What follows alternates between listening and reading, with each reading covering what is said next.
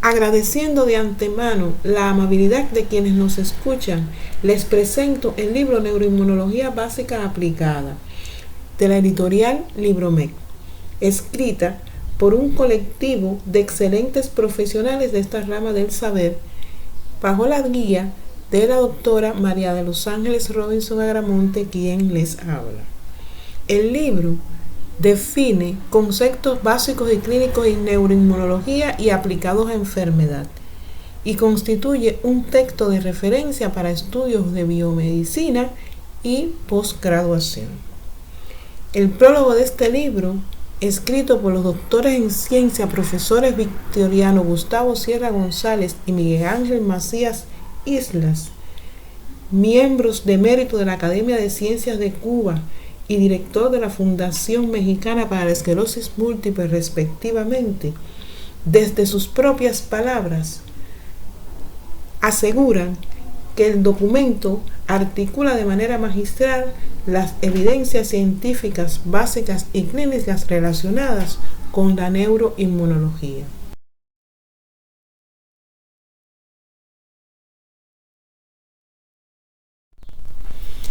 El libro incluye 11 capítulos que abordan aspectos relacionados con la historia de la neuroinmunología, las peculiaridades de la respuesta inmune en el sistema nervioso central, los mecanismos inflamatorios relacionados a aspectos neuroinmunes en enfermedades como la epilepsia, enfermedades desmielinizantes, enfermedades neurodegenerativas asociadas a la edad, enfermedades del neurodesarrollo, enfermedades cerebrovasculares isquémicas y la psiconeuroinmunología.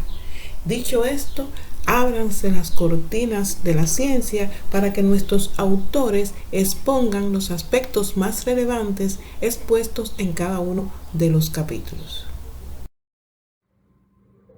El primer capítulo de Neuroinmunología Básica Aplicada fue escrito por los doctores Orlando Rafael Serrano Barrera y María de los Ángeles Robinson Agramonte.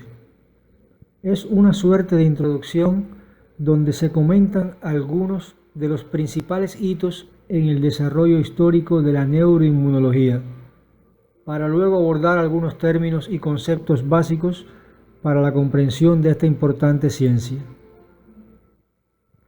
En el texto se afirma que la historia de la neuroinmunología está unida a las principales descripciones de enfermedades que muchos años después se comprobaría estaban mediadas por una respuesta inmune alterada contra componentes del sistema nervioso central.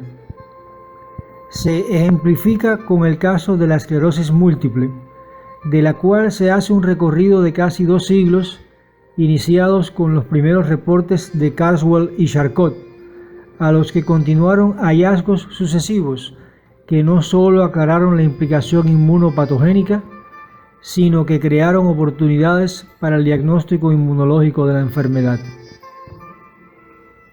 Más adelante se menciona el síndrome de Guillain-Barré, que además de conformar otra entidad paradigmática, tiene en la historia de su descubrimiento y su epónimo un interesante componente sobre la ética de la investigación científica. También se aborda la neuromielitis óptica, durante mucho tiempo asociada a la esclerosis múltiple, pero desde los primeros años del presente siglo se considera una afección independiente, clasificada como una canalopatía autoinmune. Los autores afirman que la vacuna antirrábica, desarrollada por Louis Pasteur, es la primera forma de inmunoterapia, en este caso dirigida contra una infección neurotrópica. También que el estudio del líquido cefalorraquídeo, cuyo pionero fue Quincke, abrió una puerta de acceso a marcadores de neuroinflamación y de la respuesta inmune en el sistema nervioso central. Como figura relevante de la segunda mitad del siglo XX, se reconoce a Byron Waxman, quien estudió la encefalitis alérgica autoinmune, como el primero en utilizar el término neuroinmunología, además de aportar muchos otros hallazgos sobre la inmunidad. El recuento histórico culmina con una apretada síntesis del desarrollo de la neuroinmunología en Cuba, que también relacionan con la inmunoterapia de la rabia, para lo cual fue enviada a París a finales del siglo XIX una comisión que aprendió los procedimientos desarrollados por Pasteur y los introdujo en la isla a través del laboratorio histobacteriológico e Instituto Antirrábico. Desde entonces, muchos profesionales han contribuido al desarrollo de la neuroinmunología cubana, como el profesor Rafael Estrada, eminente neurólogo, y el doctor Sergio Arce Bustabat, que abogó por la integración neuroinmunológica. El primer capítulo cierra con un esbozo de los contenidos que serán tratados a profundidad en el resto del texto. La definición del objeto de estudio de la neuroinmunología, la neuroinflamación, los componentes del sistema inmune y su presencia en el sistema nervioso central y sus vínculos con enfermedades como el autismo, Alzheimer, Parkinson y la epilepsia son presentados en el texto como colofón.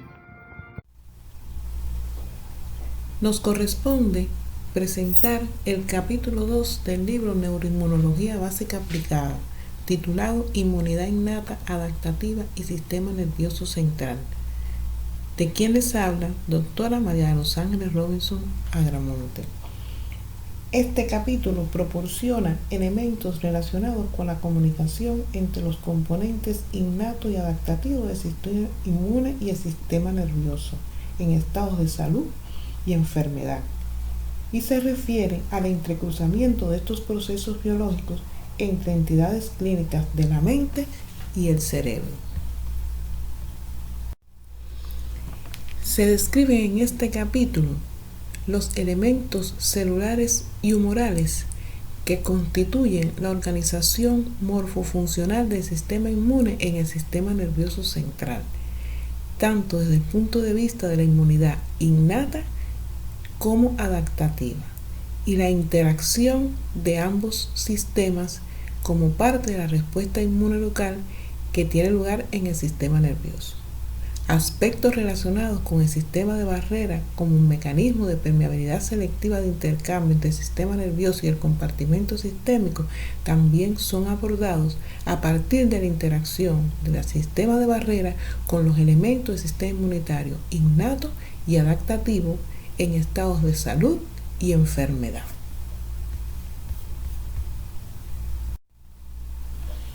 En este capítulo también se abordan aspectos fisiopatológicos relacionados con la intervención de los elementos del sistema inmunitario innato y adaptativo en enfermedades neurológicas, referidos a enfermedades neuropsiquiátricas como los trastornos del espectro del autismo, la esquizofrenia, la depresión, entre otras entidades clínicas neuropsiquiátricas, y enfermedades neurodegenerativas como la enfermedad de Alzheimer, la esclerosis lateral amiotrófica y otras neurodegeneraciones.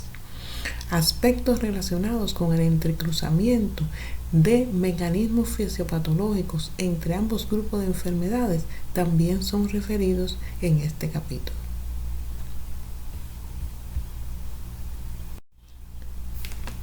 De manera general, aspectos morfofuncionales del sistema inmune innato y adaptativo se describen en este capítulo a partir de la descripción de la respuesta inmunitaria asociada a enfermedades del sistema nervioso central, como son las enfermedades neurodegenerativas y neuropsiquiátricas. Muchas gracias. Nos corresponde la presentación del capítulo 3 del libro Neuroinmunología Básica Aplicada, titulado Eje Intestino-Cerebro e Inmunidad en Salud y Enfermedad. ¿De quién les habla? Doctora María de los Ángeles Robinson Agramonte. La microbiota es un modulador integral de las interacciones neuroinmunes, que funciona como regulador de la inmunidad mucosal y como un elemento crítico del axis intestino-cerebro. Sus propiedades inmunomoduladoras la involucran en vías inmunes celulares dentro y fuera del sistema nervioso central, con impacto en la conducta. Estos aspectos serán tratados de manera sucinta en este capítulo. La comunicación bidireccional entre el sistema nervioso central y el sistema inmune periférico tiene lugar en el contexto de tres funciones fundamentales: la neurogénesis, el control endocrino regulatorio de la inflamación y la reparación tisular, y el desarrollo y la conectividad neural. Son diversas las vías propuestas para explicar la interacción entre la microbiota intestinal y el sistema nervioso central, y están relacionadas, entre otras, con las vías neuroinmunes en la comunicación microbiota intestino-sistema nervioso central y la influencia bidireccional microbioma-cerebro, ambas comentadas en este capítulo. En el contexto de las vías neuroinmunes en la comunicación microbiota intestino-sistema nervioso central, tres aspectos resultan de interés comentar y tienen que ver con el efecto de los productos derivados del huésped y de las bacterias, las vías neurales y las vías neuroendocrinas. Relativo al efecto de los productos derivados del huésped y de las bacterias, la exposición de elementos del sistema inmunitario innato a factores microbianos requiere el reconocimiento de patrones moleculares asociados a patógenos a través de receptores de reconocimiento de patógenos, y es regulada por la acción de metabolitos como el triptófano, de ácidos grasos de cadena corta y de moléculas neuroactivas con función a nivel intestinal. Relativo a las vías neurales, adicional a la acción de los mediadores neuroquímicos, microbios intestinales entran en comunicación con el sistema nervioso central a través de vías sensoriales y motoras, que transmiten información desde los órganos periféricos al sistema nervioso central, de la misma manera que vías eferentes transmiten señales del sistema nervioso central al intestino. Referente a las vías neuroendocrinas ya mencionadas por su papel en el control de la inflamación y la reparación tisular, también resulta relevante en el control de la respuesta al estrés. La otra vía relacionada con la influencia bidireccional microbioma-cerebro involucra la relación microbioma-sistema nervioso entérico y microbioma-inmunidad y sistema nervioso central. Se conoce que el cerebro puede alterar la flora microbiana intestinal y que moléculas de señalización secretadas por células del intestino son controladas por el sistema nervioso central, con influencia sobre la motilidad, la secreción y la permeabilidad intestinal. En el sentido de la relación microbioma-sistema nervioso entérico, la microbiota conduce las interacciones entre las células del sistema inmunitario innato y el sistema nervioso entérico, siendo así esencial en el contexto de la interacción bidireccional del axis intestino-cerebro y el mantenimiento de la homeostasis intestinal y la respuesta al estrés. La relación microbioma-inmunidad y sistema nervioso central se expresa por bacterias intestinales, las cuales son potentes reguladores de la respuesta inmune sistémica y contribuyen a la inflamación neural y a los trastornos de la conducta. La enfermedad inflamatoria intestinal se asocia de manera frecuente a deterioro de la función cerebral con trastornos de conducta.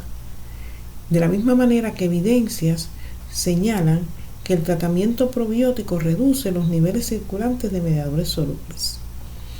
Elementos estos que dan sustento a la influencia de la microbiota materna en la neurogénesis y el desarrollo de los trastornos de la conducta. Evidencias clínicas y experimentales relacionadas con el papel de la microbiota también se refieren a endofenotipos de enfermedades neurológicas y neuropsiquiátricas, referidas en este capítulo a enfermedades neuropsiquiátricas como el PANDA y los trastornos del espectro del autismo, y enfermedades neurodegenerativas asociadas a la edad como la enfermedad de Parkinson, la enfermedad de Alzheimer.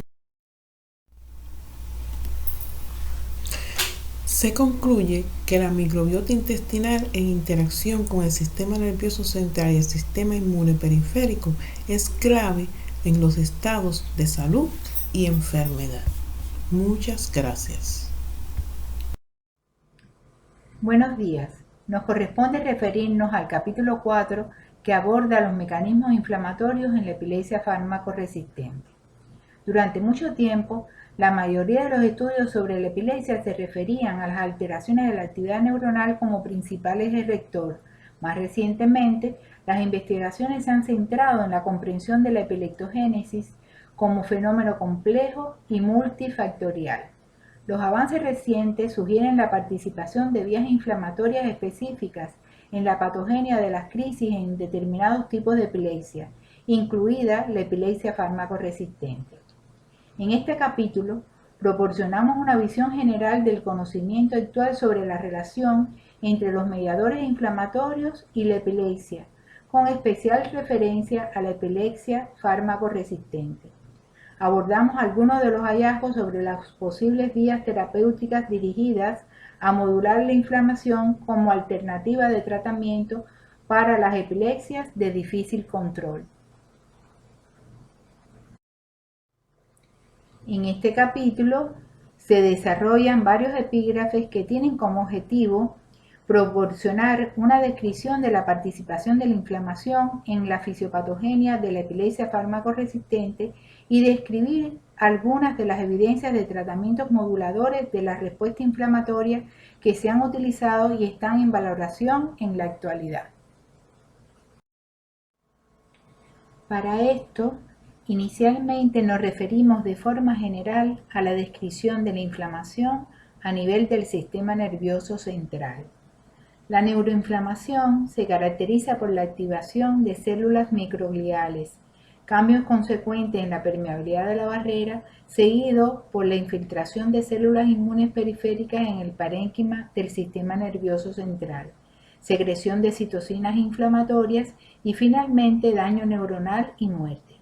Los datos actuales indican que este proceso involucra varios tipos celulares, incluyendo microglias, astrocitos, neuronas, células endoteliales y células del sistema inmunitario adaptativo como las células T.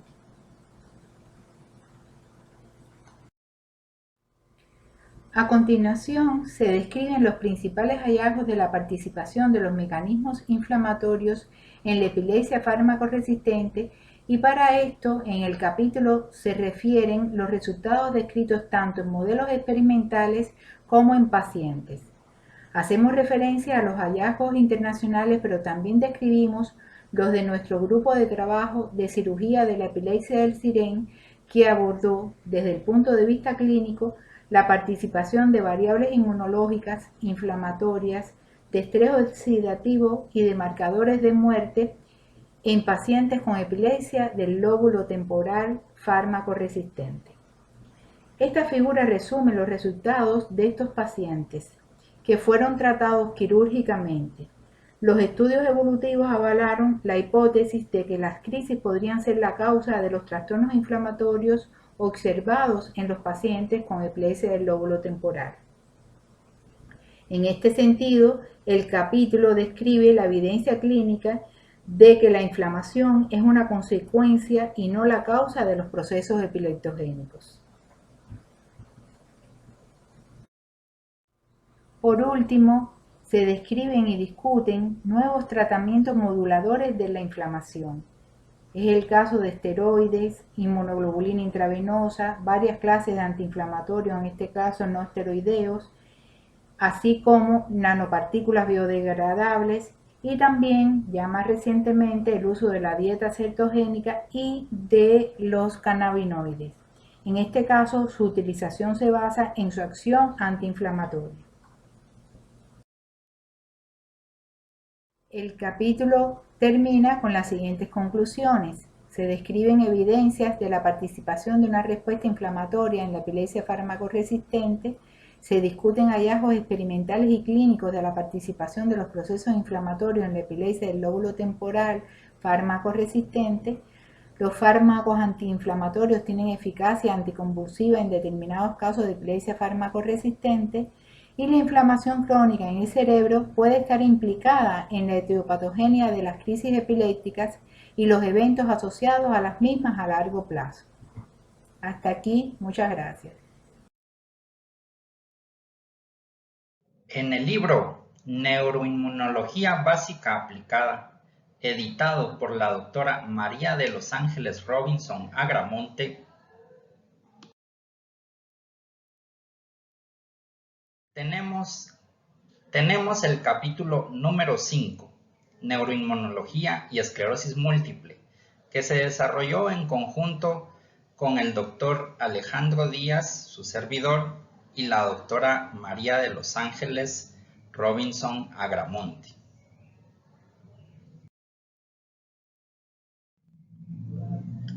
Esclerosis múltiple es una de las enfermedades de etiología autoinmune más estudiadas actualmente. Sabemos que se caracteriza por tener componentes de desmielinización, inflamación, neurodegeneración y todo esto desde el inicio de la enfermedad. Se presenta en personas genéticamente susceptibles que se exponen a una serie de factores ambientales. En este capítulo exploraremos características relacionadas con ciencia básica, pero también con aplicación clínica.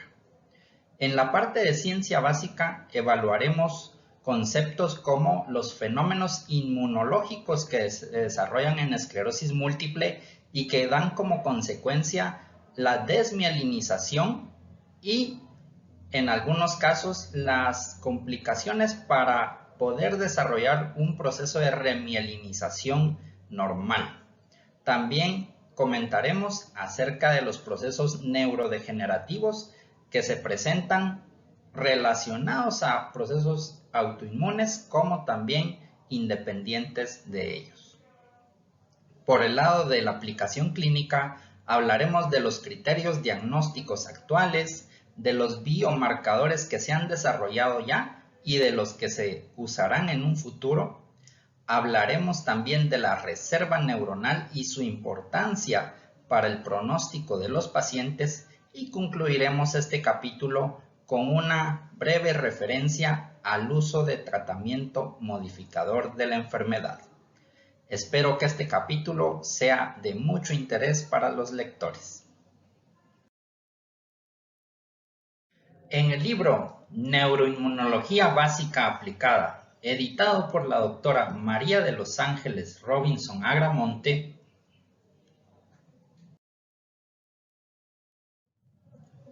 tenemos el capítulo número 6, Inmunología en las enfermedades del espectro de neuromielitis óptica. Este fue desarrollado por los doctores Díaz y Robinson Agramonte.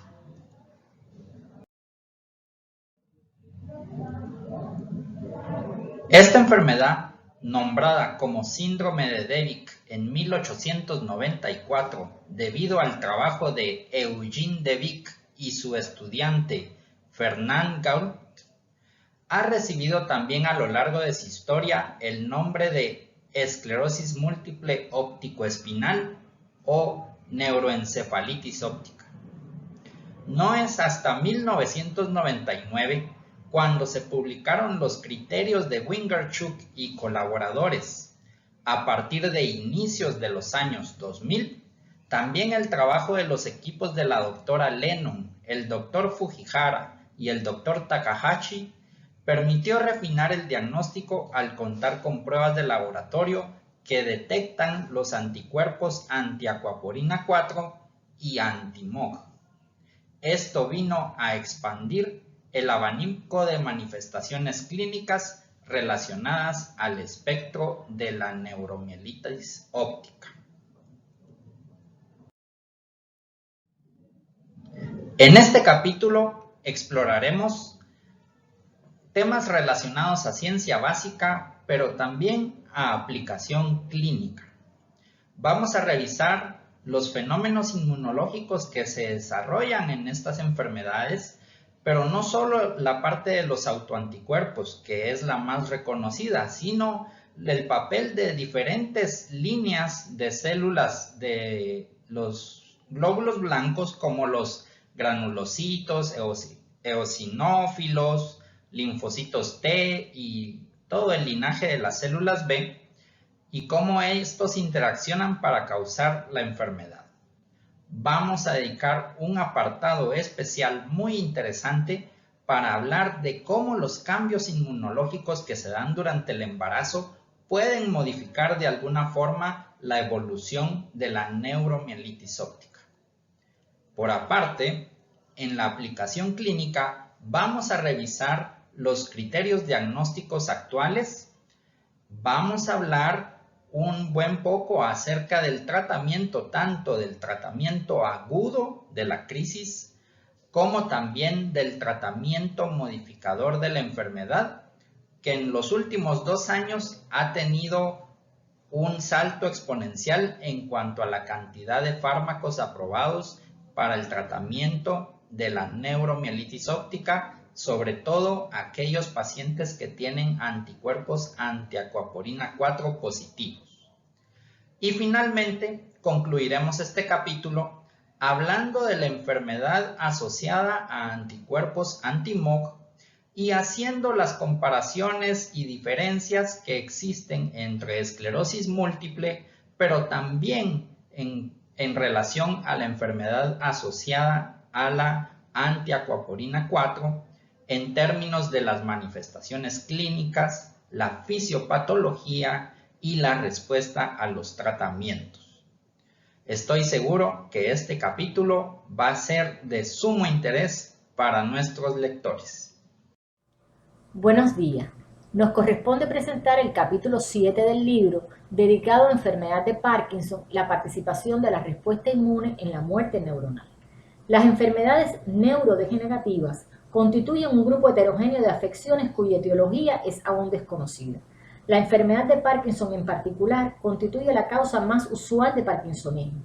La etiología y los mecanismos patogénicos presentes en ella son desconocidos, si bien se manejan hipótesis multifactoriales donde intervienen factores étnicos, ambientales y la edad para tratar de explicar su aparición. Poco se conoce acerca de la participación del sistema inmune en el origen y mantenimiento de los procesos neurodegenerativos que tienen lugar en esta y otras enfermedades del sistema nervioso. En este capítulo se revisan y discuten varios de los mecanismos fisiopatológicos que participan en la inflamación y el papel que estos juegan tanto en la enfermedad de Parkinson como en los modelos experimentales más difundidos de esta enfermedad. El capítulo está estructurado en 5 epígrafes que a su vez se preceden con un resumen. La introducción brinda al lector información actualizada relacionada con las enfermedades neurodegenerativas, sus conceptos, hipótesis etiológicas que se manejan, incidencia y prevalencia de estas, así como la importancia del abordaje racional de la patogénesis de lesiones neuronales para establecer una estrategia tendiente a disminuir la velocidad de progresión de estas enfermedades en tanto se logra definir su etiología y establecer su tratamiento causal.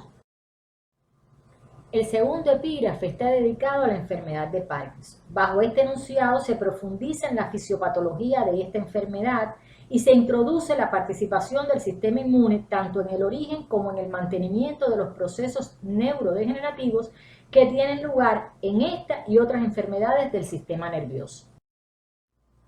El papel de la inflamación y las microglias en esta enfermedad se revisa a partir de la descripción de hallazgos inmunohistoquímicos presentes tanto en cerebros de pacientes con enfermedad de Parkinson como en modelos experimentales. En este capítulo se expone cómo la respuesta inmune mediada por células contribuye a la degeneración de las células dopaminérgicas a través de mecanismos citotóxicos. Además de la respuesta inmune, se han propuesto otros mecanismos que intentan explicar el daño neuronal basado en la falta de factores tróficos o en mecanismos excitotóxicos.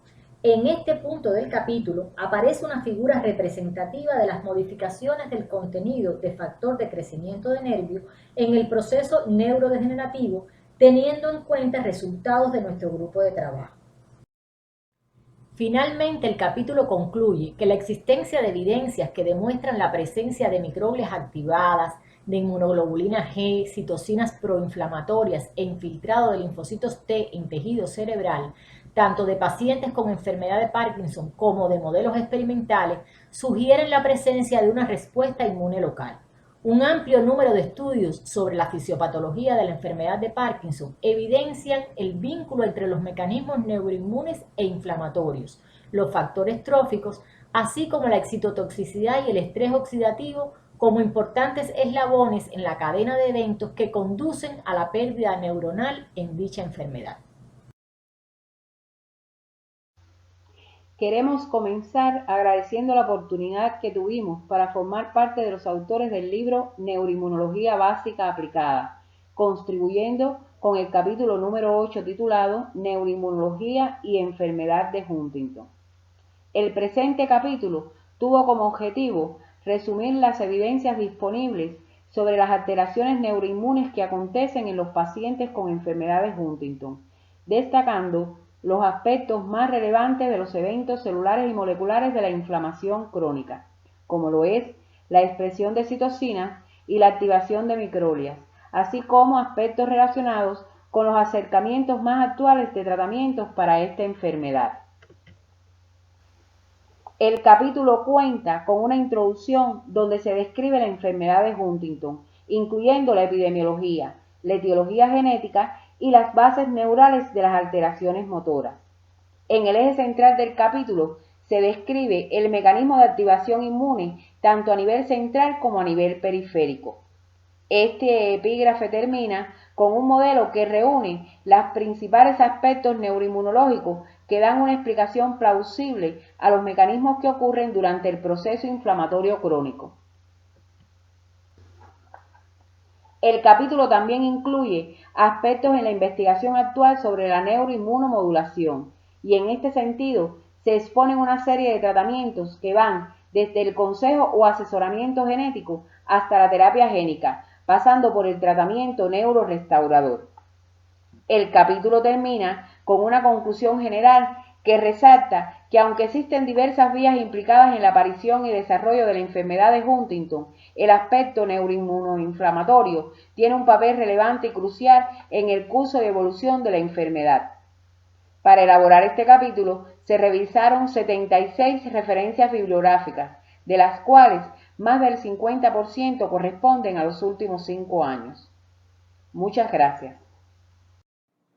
El presente capítulo 9, aborda la neuroinflamación en las enfermedades cerebrovasculares isquémicas.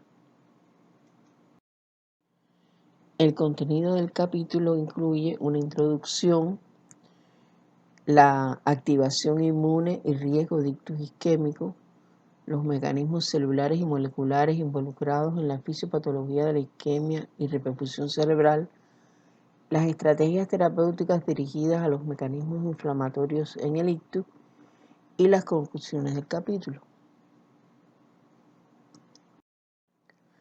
Los procesos inflamatorios e inmunes participan en todas las fases del ictus.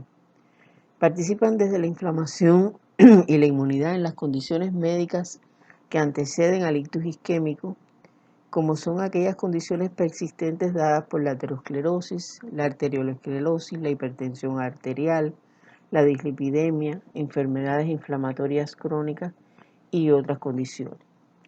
Toda esta situación puede contribuir a la lesión vascular que causa eventualmente el ictus isquémico.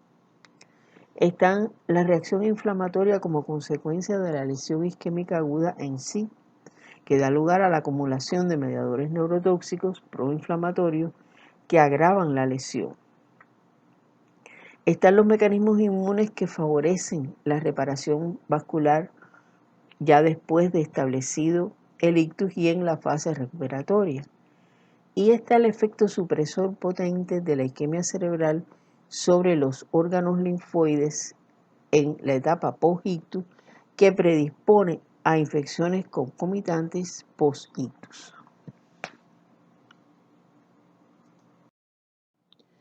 En el siguiente esquema está reflejado todos esos procesos que intervienen desde antes de la instalación del ictus isquémico, durante el proceso del ictus isquémico hasta después en los procesos de reparación y de inmunodepresión post-ictus, que como se ve, existe una fase que puede existir una fase inflamatoria pre-ictus que predispone a la aparición del evento agudo, como son la aterosclerosis, la hipertensión arterial, la enfermedad cerebral de pequeño vaso o arteriolosclerosis, la infección aguda, las enfermedades inflamatorias crónicas, etcétera, que pueden predisponer la vasculatura a que se produzca un infarto cerebral.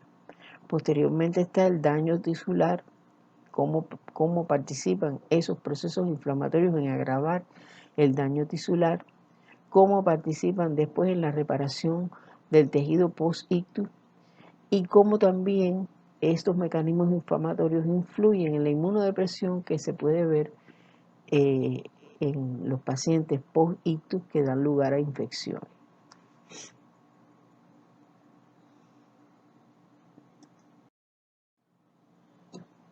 Por último, quisiéramos resaltar por qué es importante precisamente conocer todos estos procesos inflamatorios que están alrededor del proceso del evento agudo isquémico, porque es una forma en la cual podemos incidir sobre una nueva diana terapéutica para la terapia del ictus. Es necesario la exploración de nuevos abordajes terapéuticos para reducir las respuestas inflamatorias e inmunomediadas en el ictus isquémico, con el objetivo de desarrollar estrategias inmunomodulatorias seguras que brinden beneficios clínicos sustanciales para los pacientes con ictus isquémico. Dentro de las moléculas que han sido evaluadas como dianas terapéuticas están las moléculas de adhesión, los mediadores inflamatorios clave, las vías de migración y activación cerebral. No obstante, hasta el momento, el conocimiento acumulado acerca de la interrelación entre el sistema inmune y la lesión isquémica no ha impactado sobre la efectividad de las nuevas intervenciones terapéuticas propuestas. Muchas gracias.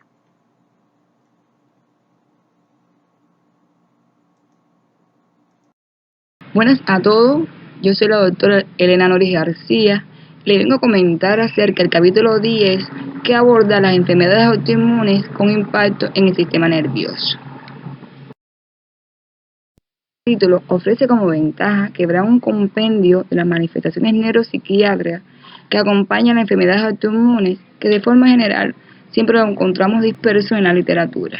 Comienza con una introducción donde refleja las características generales de las manifestaciones en el sistema nervioso central y periférico, y después va particularizando en determinadas enfermedades autoinmunes, a saber, el lupus eritematoso sistémico, el síndrome de Sjögren, los diferentes tipos de vasculitis, artritis reumatoide, entre otras, pasando por unas conclusiones. Finalmente les deja la bibliografía que sustenta las bases del contenido de este capítulo.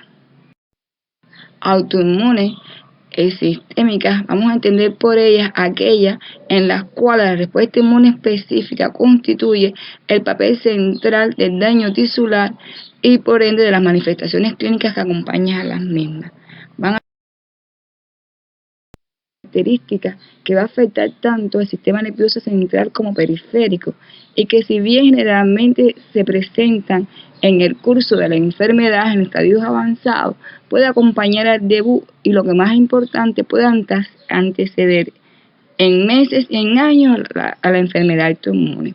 Esto hace que resulte su diagnóstico muy acertado.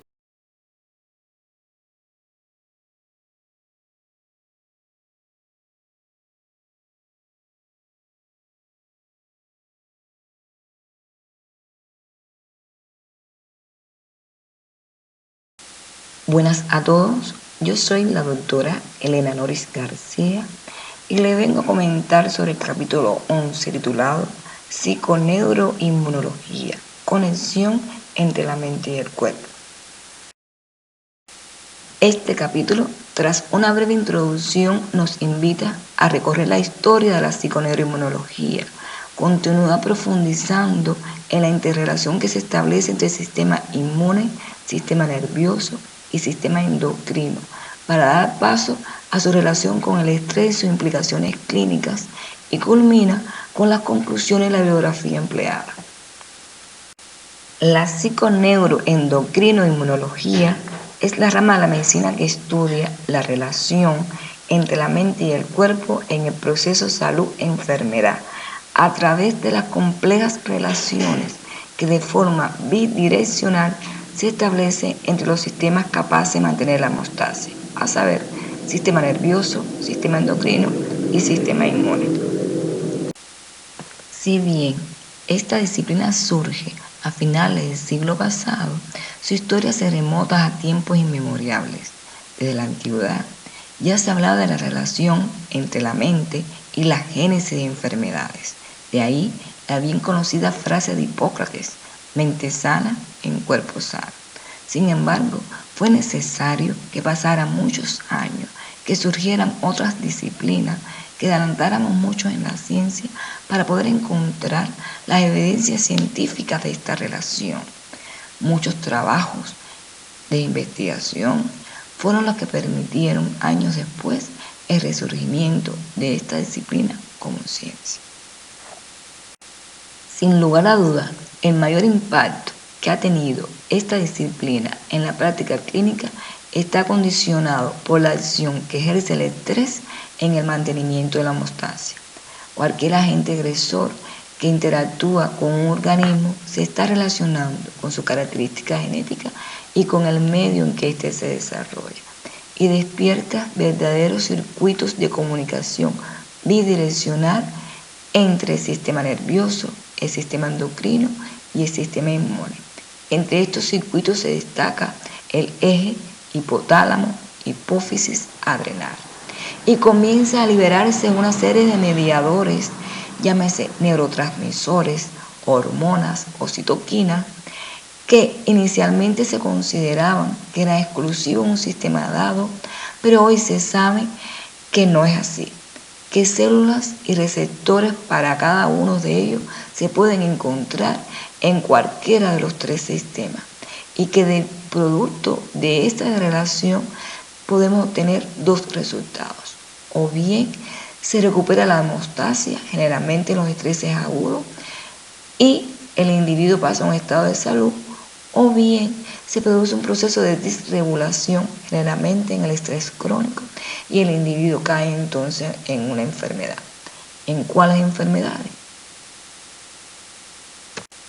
Bueno, cada día son más las enfermedades en las que encontramos una relación con el estrés, y abarcan un diapasón tan amplio que va desde enfermedades infecciosas a enfermedades no transmisibles, en las que puede estar involucrado cualquier órgano o sistema del organismo.